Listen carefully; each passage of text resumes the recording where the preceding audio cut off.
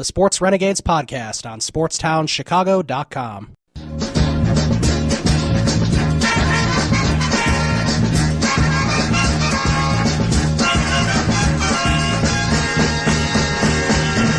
Here come the Hawks, the mighty Blackhawks.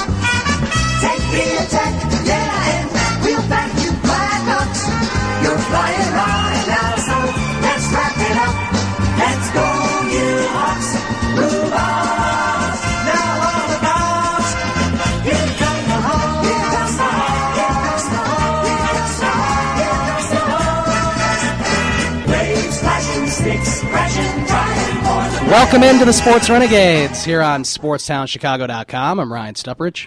And I'm Ryan Risky. And yes, today is a special show. There's so much to talk about. We couldn't have gone on at a better time, really, in the Chicago sports landscape, especially with the Blackhawks and Bulls.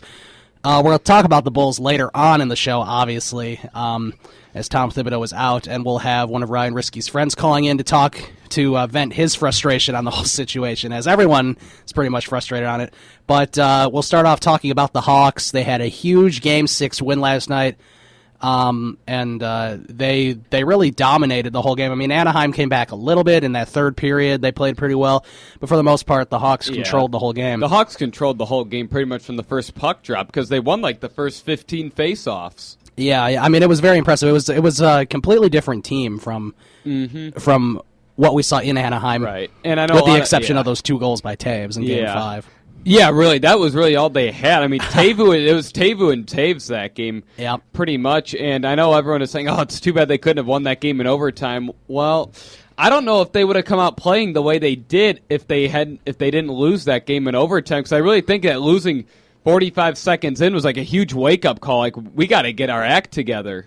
Right. Yeah. It was a very exciting game too. I mean, it was really cool to watch, and the crowd was really good. You could tell the crowd was into it the whole game. Well, because obviously, if they would have lost, that would have been tough. Right. I think everyone in Chicago knew the Hawks were going to win that game and force a Game 7. I wasn't too worried. I was pretty confident that the Hawks would find a way to win this game. I mean, because if there's any team that can find that last gear to make something special happen, it is the Blackhawks, or it'll be a team like the Kings, teams that know how to win the Stanley Cup and know that once you get to that one down in the playoffs, you know how to come back from it. Where last year, they were one bad bounce of the puck back from going to the Stanley Cup, and they had to fight back. They fought back to Game 7 overtime, down 3-1 in the series. Right, and of course last year, if the Hawks would have beaten the Los Angeles Kings, they probably would have beaten the New York Rangers as well. Yeah, they would have beaten the Rangers. And then people would be talking about dynasty in Chicago, which if they win the Stanley Cup this year, they very well could be talking dynasty again. I mean, which is very rare in hockey anyway. So. Yeah, which is very rare unless you have Wayne Gretzky on your team. And, I mean, that Game 5, it just proved... Remember, when you and me were heading to the White Sox game last week, that idiot caller, Joe from Naperville, said he thought Jonathan Taves was one of the most overrated players in the game. Yeah, that shut him up real quick. Yeah, well, that performance at the end of Game 5 was a great example of why he's in contention for best player in the NHL. The probability, we didn't really get a chance to talk about this last week because we weren't on, but, I mean, the probability of Taves scoring 2 goals with an empty net there, and with only like a minute 30 left. I mean, it was remarkable. It was on the road against a tough Anaheim team. I mean, that we may never see for a long time. 2 empty net goals, in a series that's tied 2-2, and you're in a Game 5 and you're away, like you said, and I mean, they ended up losing within the first 45 seconds in overtime, but which was I think was a good thing that. I think that if they won that game in overtime, they wouldn't have come out the way they did in Game 6. That's true. It probably would have been a lot closer, especially if they went, into double or triple overtime. I mean, your players are drained at that point. Right, and also throw in the fact that they're also going to that game confident, we can do this. Even when we're down 2-0 with a minute to go, we can still come down 2 goals with a minute to go. We can still come back. We can still come back and tie this game because Jonathan Taves is your captain. And, Right. I mean, that was one of the most clutch performances you'll ever see by a player. I mean, could you imagine if he scored the winner in overtime? That would have been crazy. And I think I tweeted it out when it happened. I don't think I was ever more excited for like a sports team, especially like my favorite hockey team or my favorite basketball team or something like that. That was one of the most excited moments I've ever had, was Taves scoring those 2 goals. I mean, I couldn't. Obviously, it's just so dramatic. Obviously, I thought the game was over, as most people probably did. Yeah. And then it just happens. And I mean, he had that nice goal where it's shot from the side, right on the line, and then into the net to tie it up. Unbelievable. Yeah, that should never go in. Except, I mean, I remember I was watching the game with 2 friends at my house, and where it was 3-2, and we're thinking, man, it's really too bad the Hawks had to give up that 3rd goal. Right. And then after that, that goal in the third Anaheim period. had scored their 4th goal, and it's just kind of like, oh, this is not looking good. Anaheim's got the momentum. It's 4-2, and then Taves scored on that one-time shot, and then we get up and we're yelling, and then it's just kind of like, I really hope that's not a too little too late, because, we're excited, and then we didn't really know what happened. We see Taves shoot the puck, and then the sticks go up in the air, and we're like, they tied it. The thing that happened with me, I was watching. I think most of my family was asleep, except my brother was in his room. I was in my room. I saw. I didn't see the puck go in, but I saw the players. The sticks go in the air. Yeah, I saw the sticks go in the air. And then I just I screamed, and then of course my dad woke up and he was mad. But I was like, yes! I screamed. You have to I do couldn't that, believe though. it. Yeah, exactly. And when we were watching, we were just kind of like, wow. I mean, we didn't see that coming. I mean, and what was more remarkable was how loud it got in that stadium when Taves scored. You could hear the Hawks fans. There's at least 25 or 30% Blackhawk fans in that stadium, and I'd say so. I couldn't believe how loud it got for when Taves tied the game. I know, and of course, Game 7 Saturday night, prime spot. I mean, this is it. This is going to be crazy. I think we'll talk a little later on who we think is going to win that game. It's really going to be a close game, obviously, as most Game 7s are. But it's going to be a good game. And remember, last year, the Ducks had a 3-2 lead over the Kings, and then they blew it and lost in Game 7. Did they lose at Anaheim, or was it at It was at Anaheim. Okay. Because the first 3 series, the Kings won Game 7 on the road. Well, there you go. And it's just shocking. And Bruce Boudreau, the Anaheim coach, his record in Game 7 is 1-5.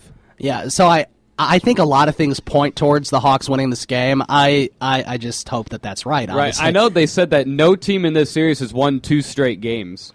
Right. Which is going to have to change if the Hawks win. There really has been no momentum as far as game momentum. There hasn't been too much momentum in this series. Yeah, the only thing that it has There's been in-game momentum, but not in-game momentum. There's momentum you'd think a team would get when they win in double or triple overtime, and then they come. I mean, really, it's possible the series could have been over if Quenneville didn't make those Game 3 lineup changes. Yeah, I think that was also a very important thing. And, right. I mean, and also I'm glad that we've stuck with Corey Crawford throughout this whole thing. Yeah, I remember I was thinking when Crawford allowed the 3 goals, it's not that he played bad. None of those 3 goals were his fault. Yeah, 2 of them were defensive. I mean, it's hard to fault him on those goals. The line change I did agree with benching Timonen because it was tough to stare at the screen when you saw Timonen on the ice in the defensive zone. Right. Because nothing good was happening.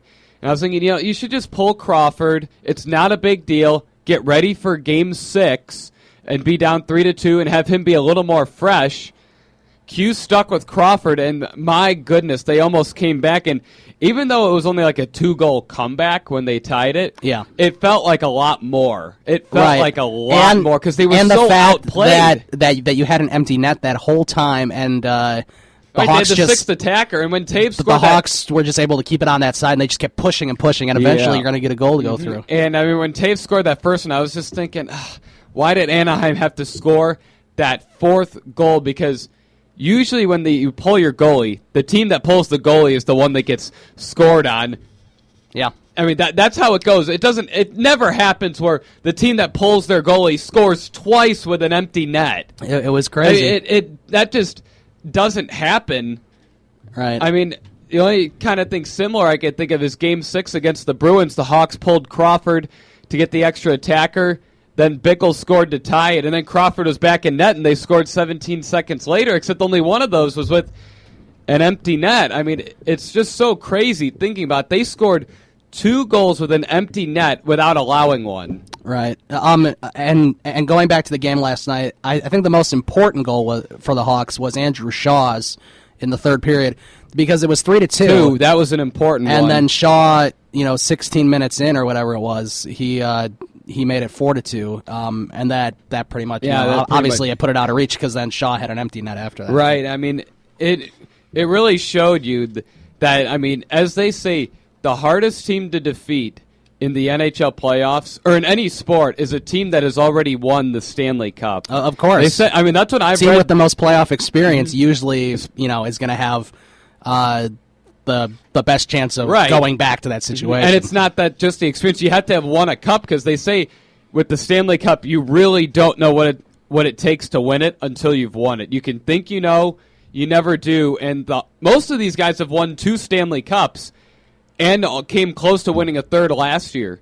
Yep. And when you go by that, I mean, they say the hardest team to defeat is always the defending champs. And technically the Hawks are the defending champs left because they won 2 years ago. Right. Because the Kings are out. And remember, when the Hawks won in 2013 in Game 5 against the Kings scored with like 9 seconds left to send it to overtime. Yes, I remember that. And it's crazy. And I know we've talked about this before, but it's crazy to think, with the exception of 2011 and 2012, since 2010, they've made it to the Western Conference Final. And in 2009 they made it to the right. In 2009, they too. went against Detroit, right? Yes, they did. I mean, just knowing that this team is like those are the teams you don't want to play in the NHL playoffs because they say those teams are so hard to knock off that sometimes they'll end up coming back. Like remember Vancouver in 2011 won the President's Trophy, went up 3-0 in the series, and then the Hawks came back and forced Game 7 overtime. Right. And they were one sharp shot that missed the net from knocking off the President's Trophy winning Canucks. Yeah, it's crazy to think the Hawks could have, a lot more, not necessarily Stanley Cups, but they could have gone to a lot more finals had, had a bounce gone a different way, whatever. The player of the night last night certainly was Duncan Keith, as he was the number one star of the game. Yeah, he saved 2 goals, I think, like 2 pucks. 3 assists. I mean, he was all over the place. I know there was a puck that shot that went wide of Crawford, except it was going to go in, and he was there and knocked it out right as it was about to hit the line. And Hjalmarsson, there's one that went through Crawford's 5-hole. He goes behind Crawford and whacks it out before it can get in. Yep.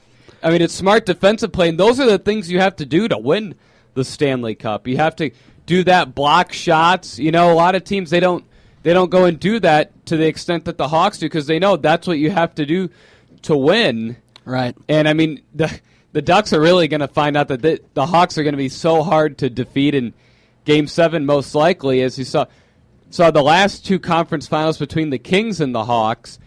Neither team would lose.